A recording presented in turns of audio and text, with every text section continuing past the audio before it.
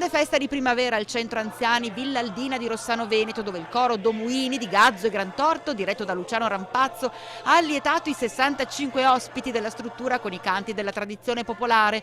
Un appuntamento giunto alla terza edizione, cui non è mancato il sindaco di Rossano, Morena Martini, che ha colto l'occasione per annunciare l'ormai prossimo completamento del nuovo centro anziani. Voglio rassicurare i miei compaesani dicendo loro che il centro anziani Villa Aldina si trasferirà nella sede del vecchio municipio.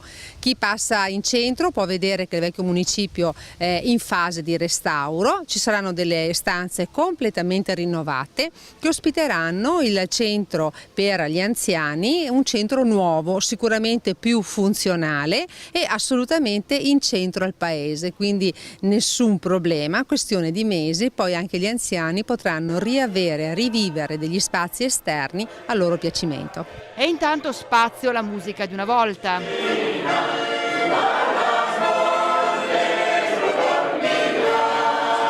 Canti ben conosciuti anche dagli stessi anziani che in più occasioni si sono uniti alla formazione corale. Sono tutti canti di una volta e quindi gli anziani sono abbastanza preparati ad ascoltarli. È un modo anche per farli divertire, per fare passare... Con i loro familiari almeno lo facciamo 3-4 volte all'anno questo discorso qua.